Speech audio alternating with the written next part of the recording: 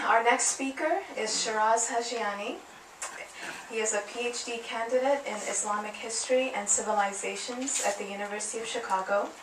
He is a lecturer at the University of Chicago Graham School, where he teaches Islamic history and literature. He has a Master of Theological Studies from Harvard Divinity School and is also on the steering committee of the International Theology Conference in Jerusalem. Please welcome Shiraz Hajiani.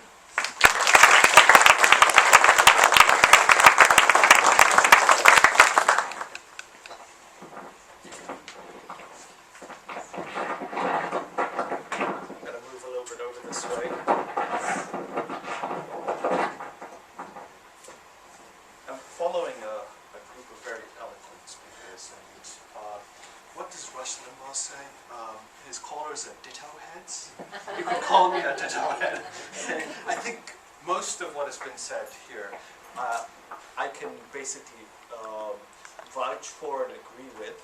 And I'm thinking, as I start this, when you have such a serious discussion taking place, the easiest thing to do is to interject a joke or something, a little bit of levity.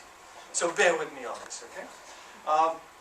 This Jewish carpenter's son gets marooned on an island. And forgive me if you've heard this before. Gets marooned on an island and he's stuck there for about 33 years. Okay. In this 33 years, he's gone through the Wilson phase, and Wilson's left and deflated. I love that you get that reference. Younger students don't get that reference. So he's gone through that phase, and he's now working on, I've got to keep sane. I'm going to go nuts here. By the way, Life of Pi, a great movie to watch. But he's going through this phase of saying, okay, how do I keep my sanity? And he's the son of a carpenter. So he says, aha, let me remember what Dad taught me, and I'll build. So he builds this lovely city. Around the 33rd year, he sees signs of ships. So when the ships come in, he's waving, hey, help, help. They come in, and they say, oh, we didn't know there was life here. There's a whole city on this island. He says, no, I built it. He says, really? So he's ready to get on the ship, to be rescued and go. But these people are fascinated. They want to check this place out. So they say, at least before we take you away, give us a tour. So he gives them a tour. He's got everything that a city would want. A nice little square, a park, a school, a hospital, you name it. But on the rock, he's got a temple. And then on the other side of town, he's got another temple. The people are puzzled. Say, how come? He says, well, the people that go to that temple will never agree with those. Okay? So I want to begin with that, okay? Thinking that, I was tasked to talk about the Muslim perspectives on service. And roughly about 1.5, 1.6 billion people. And I don't think, one can represent that mass. So what you're going to get is what my humble effort is, and I'm following some eminent scholars, so bear with me. I'm going to go to my notes here. So in the literature that was sent to me, I'm learning about Adler's thoughts, and it's fascinating. But in the literature that was sent to me, there was this verse, and I want to talk about this verse. This verse has a little bit of a problem. It's the problem of wow. It's the letter wow. You see it right there. The verse, as it came to me, and as you will see in most translations goes, your guardian can only be Allah, His Messenger, and those who believe, who establish worship and pay the poor due, and bow in prayer. There's a problem there. Okay? So we're associated with the theological school, so let's do some hermeneutics here. This is saying your guardian equals God, the prophet, and this X. The way this reads, it could be any Muslim, it could be any human being.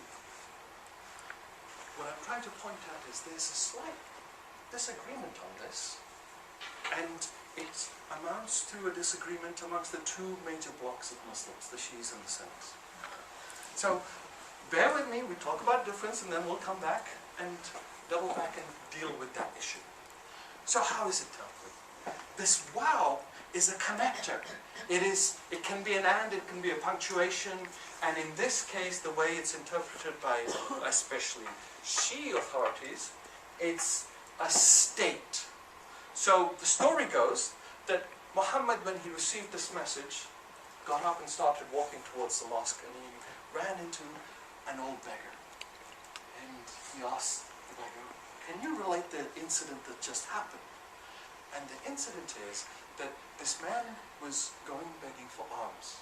And he'd gone and asked around all over town, and nobody gave him anything, except when he went to the mosque. And all the people standing around at the mosque was a basic courtyard at this time. He says, nobody paid any attention to me except for that young man, and he was saying his prayer. Pray tell, what was his position? And this is one of the canonical positions of the prayer, while bowing. So the story goes that he took off his ring or put his hand up so that the beggar could take his ring. It boils down to one individual. Who is this individual? Ali. So the Muslims look at this and they basically say, all right, this is designating one individual, and it's a restrictive verse. Okay? So the verse is saying the guardian equals Allah, equals the Prophet, equals Ali. You with me so far? Okay? This is divergence. But there is convergence. There is convergence on that story. All Muslims, Muslim scholars, are agreed upon that story. That the essential part, whether they disagree on the fact of who the successor of the Prophet was, notions of authority, that's left to the scholars to mess with. And it does cause actual societal problems. But the key thing is, the fact of charity is something that all Muslims share. The fact that this young man, while in prayer, gave something of great value to himself, to somebody who was in greater need for it. All Muslims, when they learn this story, learn that lesson. With me so far? Okay. So, when I was teaching this lesson to my niece's class, and this is grade 1 we teach this in, so she was about 6, 7.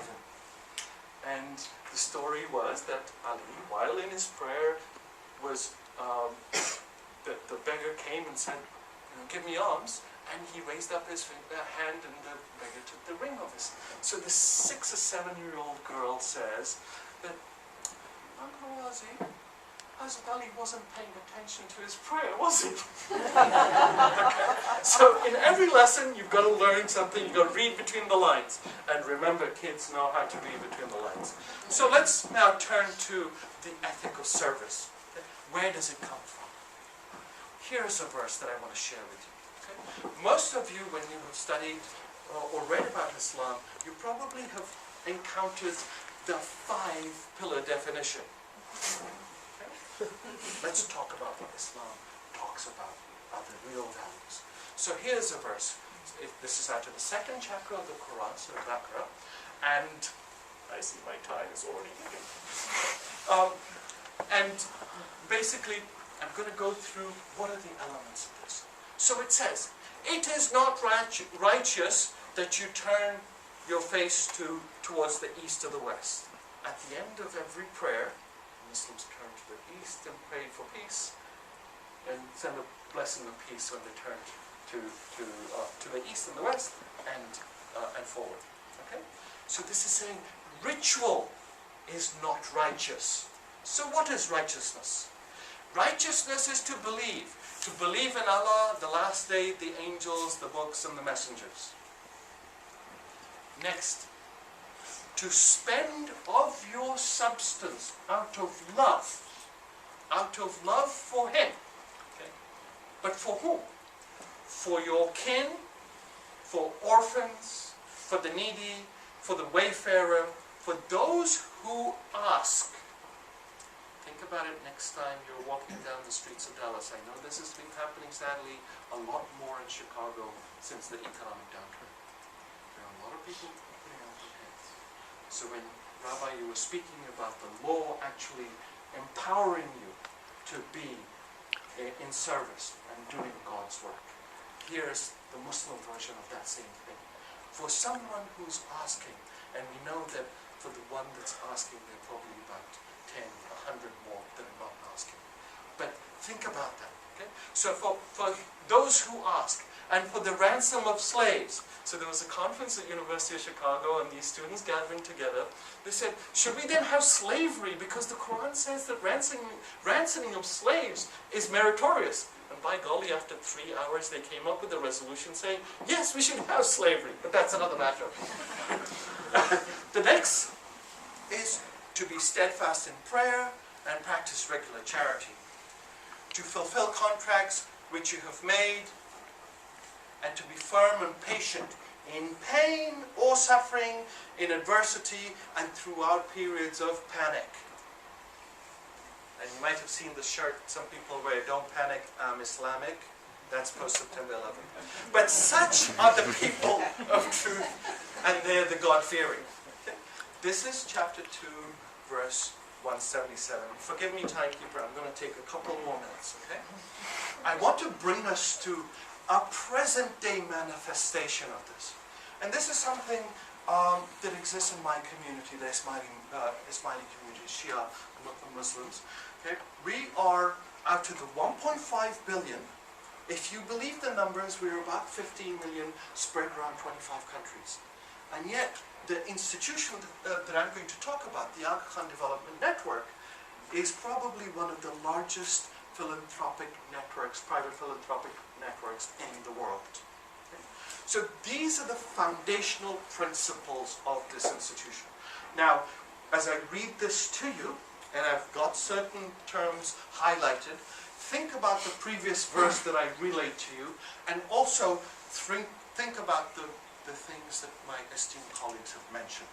There's a lot of resonance here. The institutional networks derive their impetus from the ethics of Islam, which bridge the two realms of faith, din and dunya, the spiritual and the material. The central emphasis of Islam's ethical ideal is enablement of each person to live up to his, and I add the her, this was written in 1996, these guys were, and it had to be, right?